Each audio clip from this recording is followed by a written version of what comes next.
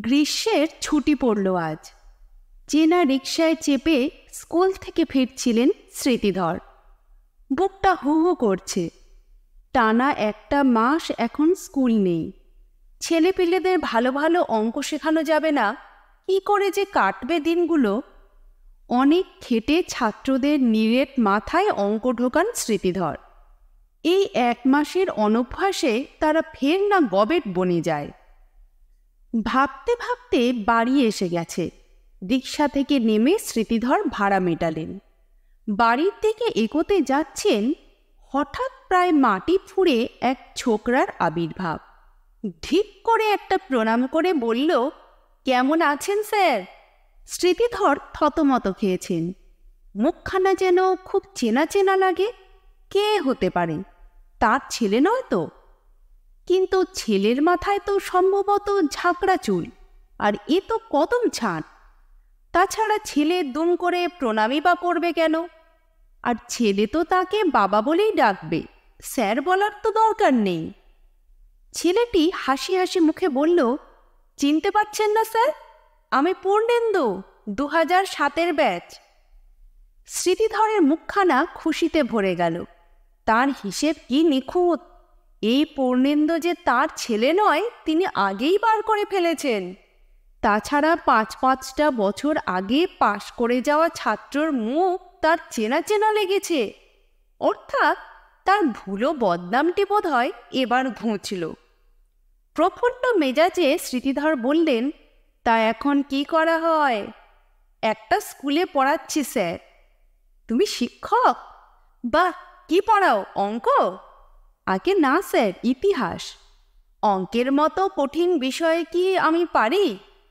শুনে আরও প্রীত হলেন স্মৃতিধর। যাক, অঙ্ককে শ্রদ্ধা করে ছেলেটা। সঙ্গে সঙ্গে একটা পুরনো ঘটনা আবছা আবছা মনে পড়ল। জিজ্ঞেস করলেন, আচ্ছা, তুমি কি সেই পূর্ণেন্দু যে বাঁশ আর তৈলাক্ত বাঁদরের অঙ্ক কষতে গিয়ে ক্লাসে কেঁদে ফেলেছিলে? বলেছিলে, বাঁদরের গা থেকে তেলটা মুছিয়ে দিন স্যার, নইলে অঙ্কটা হচ্ছে না। হ্যাঁ স্যার, আমি সেই উজবুক।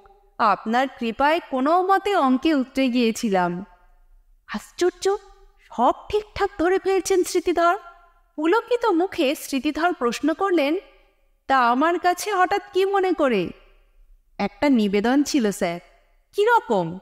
অনুগ্রহ করে আমাদের দেশের বাড়িতে যদি একটু পায়ের ধুলো দেন, কয়েকটা দিন আপনার সেবা করে আমি ধন্য হই। আহা, কি গুরুভক্তি! স্মৃতিধর আহ্লাদে আটখানা। পূর্ণেন্দু অঙ্কে বড্ড কাঁচা ছিল বটে, তবে ওর পিছনে স্যারের মেহনতটা এখনও স্মরণে রেখেছে। স্মৃতিধর প্রসন্ন মুখে বললেন, কোথায় তোমার দেশ? খুব দূরে নয় স্যার, হুগলি জেলায়। গ্রামের নাম বিশালাক্ষী। হাওড়া বর্ধমান কর্ড লাইনে পোড়াবাজার স্টেশনে নেমে রিক্সা বা ভ্যান রিক্সা বড়জোর আধ ঘন্টা। পূর্ণেন্দু গদগদ স্বরে অনুনয় করল, চলুন না স্যার, আপনার খুব ভালো লাগবে। এমন সবুজ শান্ত পরিবেশ, চারিদিকে অজস্র গাছপালা। স্মৃতিধরের মনটা দুলে গেল। জটিল ভাবনা চিন্তায় না গিয়ে রাজি হয়ে গেছেন তৎক্ষণাৎ। অঙ্কের চাপে বেড়ানো তো প্রায় হয়ই না, কটা দিন নয় অবকাশ উপভোগ করা যাবে। নির্দিষ্ট দিনে সকালবেলা পূর্ণেন্দু ট্যাক্সি নিয়ে হাজির। মাস্টার আর ছাত্র একসঙ্গে পাড়ি জমালেন হাওড়া স্টেশন। ট্রেনে বেশি সময় লাগলো না। পোড়াবাজার থেকে রিকশায় চেপে বেলা 10টার আগেই পৌঁছে গেছেন বিশালাক্ষী। গ্রামটি তো বটেই, ছাত্রের বাড়ি দেখেও স্মৃতিধর রীতিমতো মুগ্ধ। পূর্ণেন্দু একটুও বাড়িয়ে বলেনি। পাঁচিল ঘেরা দোতলা বাড়িখানাকে বেড় দিয়ে কত যে গাছপালা, পাখি ডাকছে গাছে গাছে, ডালে পাতায় বাতাসে লুটোপুটি, এ যেন নন্দনকানন। বাড়ির পিছন ভাগে একটা জলাশয়ও দেখা যায় যেন। স্মৃতিধর বললেন, বাহ, তোমাদের তো একটা পুকুরও আছে দেখছি। পূর্ণেন্দু তাড়াতাড়ি বলে উঠল, ওটা পুকুর নয় স্যার, একটা ফালতু ডোবা, ওদিকে বেশি যাওয়ার দরকার নেই। কেন? এমনি। পূর্ণেন্দু যেন আমতা আমতা করল। ওদিকে ঝোপঝাড় আছে তো, সাপখোপ থাকতে পারে, তাই আমরা কেউ যাই না। তবু স্মৃতিধর নিরুদ্যম হওয়ার পাত্র নন। বললেন, ওই জলে মাছ টাছ নেই? আছে, তবে কেউ তোলে না, তোলার নিয়ম নেই। সে কি, আমি তো ভাবছিলাম ছিপ নিয়ে বসে যাব। ভুলেও ওই চেষ্টা করবেন না স্যার, ওখানে জাল ফেলা ছিপ ফেলা একেবারে নিষেধ, সেই আমার ঠাকুরদার সময় থেকে। কেন কেন? সে একটা ব্যাপার আছে। পূর্ণেন্দু গা মুচড়ল, ঢোক গিলে বলল, সত্যি কথাটা তাহলে বলেই দিই। ওই পুকুরে একটা মেছো ভূত আছে স্যার। সে অতি ভয়ঙ্কর। কেউ ওখানে মাছ ধরলে তার মৃত্যু অনিবার্য। অনেক বছর আগে আমাদের এক গ্রামেরই এক বেপরোয়া ছেলে রাতে পাঁচিল টপকে পুকুরে জাল ফেলেছিল। পরদিন সকালে দেখা গেল সে পুকুর পাড়ে মরে পড়ে আছে। ওই মেছুভূতি ঘাড় মটকে দিয়েছিল। তারপর থেকেই আমরা কেউ আর পুকুরের দিকে পাই বাড়াই না। তাই বুঝি? স্মৃতিধর মিইয়ে গেলেন। বেড়াতে এসে মহামূল্যবান প্রাণটি খোয়ানোর তাঁরও ইচ্ছে নেই। আর কৌতূহল না দেখিয়ে পূর্ণেন্দুর অনুরোধ তিনি শিরোধার্য করে নিয়েছেন। দোতলার একটা সুন্দর সাজানো ঘরে থাকার বন্দোবস্ত হলো স্মৃতিধরের। তুলতুলে নরম বিছানা, আরাম করার জন্য ইজি চেয়ার, ঝকঝকে বাথরুম, জানলা খুললেই ঘন সবুজ। স্মৃতিধরের আর কি চাই? যত্ন আত্মীয় শুরু হয়ে গেছে পুরোদমে। পূর্ণেন্দুদের এই দেশের বাড়িতে কেউই থাকে না, শুধু বনমালী নামে এক ছোকরা দেখভাল করে পুরো বাড়িটার। তা সে তো প্রায় জাদুকর। মুখের কথা খসার আগেই একের পর এক সুখাদ্য নিয়ে উপস্থিত। মাছ, মাংস, ডিম, চপ, কাটলেট, শিয়ারা, কচুরি, লুচি, মোহনভোগ, রসগোল্লা, সন্দেশ, আম, জাম, কাঁঠাল, কিছুই বাদ পড়ছে না। পূর্ণেন্দু সেবার গুঁতোয় অষ্টপ্রহরী স্মৃতিধরে পেট আইঢাই। শরীর সজত রাখতে বাড়ির সামনেটায় হেঁটে চলেও বেড়াচ্ছেন স্মৃতিধর, কিংবা চক্কর কাটছেন গ্রামটায়। আর ঢেকির যা কাজ, স্বর্গে গেলেও ধান ভানে, খুচখাচ অঙ্ক উঁকি দিচ্ছে স্মৃতিধরের মাথায়। বাড়ির চৌহদ্দির মধ্যে কখনো গাছের ডাল পিছু পাখির সংখ্যা বার করছেন, তো কখনো গুড়ের পরিধি মেপে নির্ণয় করছেন গাছের উচ্চতা। আর গ্রামে ঘুরলে তো পদে পদে অঙ্ক। বিশালাক্ষী বেশ বর্ধিষ্ণু গ্রাম। প্রতিটি বাড়িতেই হাঁস, মুরগি, গরু, ছাগল পোষা হয়। চাষাবাদেরও কিছু কমতি নেই। স্মৃতিধর মহা আনন্দে নেমে পড়েছেন সবজি খেতে। হিসেব করছেন পটল, উচ্ছে আর লঙ্কার অনুপাত, কিংবা বাড়িতে বাড়িতে দেখে বেড়াচ্ছেন হাঁস মুরগির তুলনায় গরু ছাগলের সংখ্যা কত শতাংশ কম। একটা ধানের আয়তন মেপে তো স্ফূর্তি আর ধরে না স্মৃতিধরের। ওই মাপটুকু থেকেই আস্ত একটা মড়াইয়ে কত ধান ধরবে বার করে ফেলেছে যে। এখানে এসে আর একটা বড় লাভ হয়েছে স্মৃতিধরের। তার জ্ঞান ভাণ্ডার এখন ফুলে ফেঁপে থই থই। সহজেই বাঁশ গাছ আর নারকেল গাছে প্রভেদ করতে পারছেন। এঁচোড় আর কাঁঠাল সর্বদাই যে এক গাছে ফলে, কিন্তু জাম আর জামরুল কখনোই এক বৃক্ষে জন্মায় না, এ হেন গূঢ় তত্ত্ব এখন তার নখদর্পণে। গুটি পোকা থেকে যেভাবে প্রজাপতির উদ্ভব হয়, অনেকটা সেভাবেই যে মোচা বদলে গিয়ে হয় কলা, এও আর স্মৃতিধরের অজানা নেই। এভাবেই কেটে গেল 4-4টে দিন। কাল স্মৃতিধরের ফেরার পালা। রাতে ভরপেট খেয়ে শোয়ার আগে ঘরেই খানিক হেঁটে নিচ্ছিলেন। হঠাৎই কেমন খটকা লাগলো। ঠিক এর নিচের ঘরের তুলনায় এ ঘরটা যেন একটু বড় বড় লাগে। মনে হওয়া মাত্র পূর্ণেন্দুকে ডেকেছেন, তোমাদের মেজারিং টেপটা একবার দাও তো। কেন স্যার? এ ঘরটা আর নিচের ঘরটা একটু মাপবো, মনে হচ্ছে দুটো সমান নেই। আপনার আন্দাজ তো দারুণ স্যার। ওপরের ঘরখানা সত্যিই বড়, দৈর্ঘ্যে 8 সেন্টিমিটার, প্রস্থে 5 সেন্টিমিটার। ব্যাস, আর স্মৃতিধরকে পায়কে। পূর্ণেন্দু চলে যেতেই জটিল এক অঙ্ক কষতে শুরু করেছেন। বাড়িখানা যদি দোতলা না হয়ে 20 তলা হতো, তাহলে তো একেবারে ওপরের তলার ঘরখানা লম্বায় 160 সেন্টিমিটার আর চওড়ায় 100 সেন্টিমিটার বড় হতো। এদিকে বাড়ির ক্ষেত্রফল যখন এখন বাড়েনি, তখনও নিশ্চয়ই একই থাকত। অর্থাৎ ক্ষেত্রফল অপরিবর্তিত রেখে শুধু তলা বাড়িয়ে গেলেই ঘরগুলো ক্রমশ বড় হতে পারে। কিন্তু তা কি করে সম্ভব? এভাবে চললে তো একসময় বাড়ির এরিয়ার চেয়ে বড় হয়ে যাবে এক একটা ঘর। গণনায় কি তাহলে তার ভুল হচ্ছে কোথাও, নাকি সত্যিই এরকমটা করা যায়? যারা বাড়ি বানায় তারা কি ব্যাপারটা জানে না? ঘুম শিখে উঠল স্মৃতিধরের। ভেবেই চলেছেন ঘর ছোট বড় হওয়ার রহস্য, খুঁজছেন কার্যকারণ সূত্র। ভাবতে ভাবতে মাথা গরম হয়ে গেল। এপাশ ওপাশ করছেন বিছানায়। ধুত্তেরি বলে উঠেই পড়লেন এক সময়। মগজটাকে ঠান্ডা করতে নেমে এসেছেন নিচে। খোলা হাওয়ায় হাঁটছেন এলোমেলো। খেয়ালই নেই কখন যে চলে এসেছেন পেছনের পুকুরটার ধারে। হঠাৎই কিসের একটা শব্দ। স্মৃতিধরের চিন্তা ছিঁড়ে গেল। তখনই নজরে পড়ল পুকুরটাকে। আজ বোধহয় পূর্ণিমা, ঝকঝক করছে জ্যোৎস্না, চাঁদের আলোয় ঝিকমিক করছে পুকুরের জল। স্মৃতিধরের ভোরতে ভাঁজ। আওয়াজটা কি পুকুর থেকেই এলো? হ্যাঁ, তাই তো। ধোঁয়ার মতো কি যেন একটা উঠল জল ফুঁড়ে। পরক্ষণেই ভুস করে ডুবে গেল। ফের উঠেছে, উঠে স্থির হয়ে আছে। ফটফটে জ্যোৎস্নাতেও ধোঁয়া ধোঁয়া বস্তুটিকে স্পষ্ট দেখতে পাচ্ছিলেন না স্মৃতিধর। দুম করে অঙ্কটা হারিয়ে যাওয়ায় মনে মনে একটু বিরক্তও হয়েছেন। অপ্রসন্ন সুরে হেঁকে উঠলেন, বলি ব্যাপারখানা কি? রাত দুপুরে এসব কি হচ্ছে? একটা শিসের মতো আওয়াজ ভেসে এলো। তুই কে রে? আগে তো দেখিনি।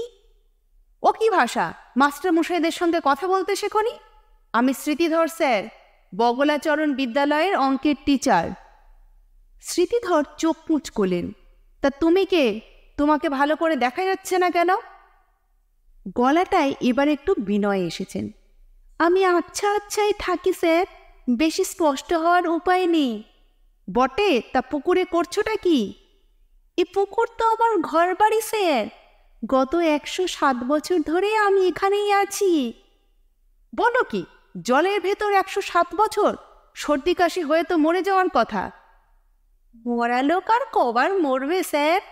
মৃত্যু হওয়ার পরে তো আমি এখানেই ঠাঁই নিয়েছি। একটা সনসনে হাসি শোনা গেল এবার। শিসের আওয়াজটাও যেন আরও তীক্ষ্ণ হয়েছে। আমি এই বিশালাক্ষী গ্রামের মেছো ভূত। এতক্ষণে পূর্ণেন্দুর সাবধানবাণীটা স্মরণে এসেছে স্মৃতিধরের। শুধু ভূতটা যে অতি ভয়ঙ্কর সেটা বেমালুম ভুলে গেছেন। সহজ স্বরেই বললেন, তুমিই সেই? তা জলে থাকার দরকারটা কি? এত গাছগাছালি রয়েছে, পছন্দসই একটাকে বেছে নিয়ে আস্তানা গাড়লেই তো হয়। উপায় নেই স্যার, এই জলে ডুবেই মারা গিয়েছিলাম কি না। সাঁতার জানতে না বুঝি? খুব জানতাম, কিন্তু একটা বজ্জাত কাতলা মাছের পাল্লায় পড়ে ব্যাটাকে বড়শিতে গেঁথে ফেলেছিলাম। তবে সেই এমন পেল্লাই, আমি তাকে টেনে তোলার আগে সেই আমাকে হ্যাচকা মেরে জলে ফেলে দিল।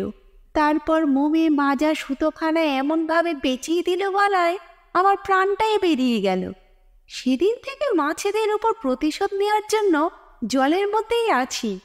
একদিন মাছরা আমায় ঠুকরে ঠুকরে খেয়েছিল, এখন আমি মাছেদের নিকেশ করে খাই। তা ভালো, মাছ অতি উত্তম খাদ্য, আমিও মাছ খুব ভালোবাসি। স্মৃতিধর গলা ঝাড়লেন। তো তুমি কি একটু সামনে আসতে পারো না? কেন? গলাটা যেন সামান্য সন্ত্রস্ত শোনালো। কি দরকার? এত তোমার নাম ডাক ভালো করে দেখতাম আর কি। ধোঁয়া ধোঁয়া ছায়ামূর্তি একটুক্ষণ স্থির, তারপর এগিয়ে আসছে ধীরে ধীরে জলের উপর দিয়ে। স্মৃতিধর সবিস্ময়ে লক্ষ্য করলেন জলতল একটুও কাঁপছে না। প্রায় পাড়ের কাছে আসার পর চেহারাটি মোটামুটি বোঝা গেল। এখনও ঝাপসা ঝাপসা, তবে গায়ের রংটা বেশ কালোর দিকে। চোখ দুখানা প্রকাণ্ড জলজলে, কপাল চওড়া, মাথার চুলগুলো কেমন ল্যাতাপ্যাতা হয়ে আছে। স্মৃতিধর ভুরু কুঁচকে বললেন, তোমার বয়স তো মনে হচ্ছে বেশি নয়। মরার সময় 21 ছিল, 21-এ আটকে আছি। ভূতের বয়স বাড়ে না স্যার। তাই তো দেখছি, তুমি তো আর্কিমিডিসের নীতিও মানো না। সেটা কি? জলের ওপর দিয়ে হেঁটে এলে একটা নির্দিষ্ট পরিমাণ জল তো অপসারিত হওয়ার কথা। তা করে হবে স্যার? আমার তো ওজনও নেই, আয়তনও নেই। বললেই মানব। এইমাত্র বললে তুমি মাছ ধরে খাও, সেই মাছগুলো তো ভূত নয়, তাদের তো সবই আছে। আমার পেটে গেলে মাছেরা নিশ্চিন্ত হয়ে যায় স্যার, ওটাই তো আমাদের বিশেষ ক্ষমতা। মনে মনে বেশ চটে গেলেন স্মৃতিধর। এ যে মাস এনার্জি কোনো কিছুরই নিয়ম মানে না। গম্ভীর সুরে বললেন, বটে, তা তোমার আর কি ক্ষমতা আছে শুনি? যা বলবে তাই করে দেখাবো। এখানে দাঁড়িয়ে যে কোনো গাছের ফল পাতা ছিঁড়ে আনতে পারি, জলের তলা থেকে যে কোনো মাছ তুলে আনতে পারি। মেছভূত খক খক হাসল। চাইলে আপনার মুন্ডুখানা নিয়ে লোফালুফু খেলতে পারি। থাক, রাত দুপুরে ওসব বিদঘুটেপনা করতে হবে না। স্মৃতিধর হালকা ধমক দিলেন। বরং একটা কাজের কাজ করো তো, আমাকে কিছু তথ্য এনে দাও, তা দিয়ে আমি কিছু অঙ্ক কষি, তোমাকেও কটা অঙ্ক কষতে দিই। মেছুপত খুনখনে গলায় বলল, কি জানতে চান বলুন। পুকুরে কি কি মাছ আছে? চ্যাং, পুঁটি, খলসে, মোরলা, কই, কাতলা, রুই, ভোলা, চিংড়ি, মাগুর, শিঙি। গুড। কোন মাছ কটা করে আছে? এবার বুঝি ফাঁপড়ে পড়েছে মেছুভূত। বলল, সে তো গুণে দেখতে হবে। দেখে এসো চটপট, গোনায় যেন ভুল না হয়, তাহলে আমার ক্যালকুলেশনে গন্ডগোল হয়ে যাবে। ঘোত করে ডুবে গেল মেছুভূত। আর ওঠেই না, ওঠেই না। প্রায় ঘণ্টাখানেক পর ফের তার দর্শন মিলল। হাঁপাচ্ছে রীতিমতো, ঢোক গিলে গিলে আওড়াচ্ছে প্রতিটি মাছের সংখ্যা। স্মৃতিধর আহ্লাদিত মুখে বললেন, গুড, ভেরি গুড, এবার আমি ওদের অনুপাতগুলো বার করে ফেলি। মেছুভূত ফিনফিনে গলায় বলল, আমি তাহলে যাই? মোটেই না, তোমার জন্য অঙ্ক তৈরি আছে। কি অঙ্ক স্যার? মন দিয়ে শোনো, ঠিকভাবে কষবে। 1 নম্বর, পুকুরের মাছগুলোর মোট আয়তন কত? 2 নম্বরে বের করবে মাছেদের মোট ওজন। জলের ভেতরেই বা কত, বাইরেই বা কত হবে। 3 নম্বর অঙ্কে আমার চাই পুকুরের জলের মোট আয়তন। 4 নম্বরে আমি চাই মাছগুলো যদি আদৌ না থাকতো তাহলে পুকুরের জল কত সেন্টিমিটার নেমে যেত। নেমে যেত নাকি স্যার? আর্কিমিডিসের নীতি তো তাই বলছে। যাও অঙ্কগুলো কষে আনো, আমি ওয়েট করছি। ভারী বিরস বদনে ফের জলে ডুব দিল মেছভূত। পাড়ে বসে অনুপাতের অঙ্ক কষে চলেছেন স্মৃতিধর। কখন যে তার দু চোখ জড়িয়ে এলো। পরদিন সকালে বাড়িতে রীতিমতো হৈ হৈ রই রই কাণ্ড। দোতলার বিছানা ফাঁকা, স্মৃতিধর নেই। পূর্ণেন্দু আর বনমালী পাগলের মতো খুঁজছে স্যারকে। অবশেষে তাকে আবিষ্কার করা গেল। পুকুর পাড়ে 2 হাত ছড়িয়ে ঘুমোচ্ছেন অকাতরে। পূর্ণেন্দু বনমালী তো বটেই, স্মৃতিধরও কম অবাক হননি। রাত্রির বেলা পুকুর পাড়ে চলে আসা, ভূতকে অঙ্ক কষতে দেওয়া, সমস্ত ঘটনাই বেমালুম ভুলে গেছেন স্মৃতিধর। তবে মেছভূত স্মৃতিধরকে ভোলেনি। সেই যে জলের তলায় ডুব দিয়েছে, আর সে ওঠেনি কোনো দিন। পাছে অঙ্ক স্যারের মুখোমুখি হতে হয়। যা অঙ্ক দিয়েছেন স্মৃতিধর, তা তো ভূতেরও অসাধ্য। লেসন চ্যানেলে আজকে শুনলেন সুচিত্রা ভট্টাচার্যের লেখা স্মৃতিধরের পাল্লায় মেছভূত।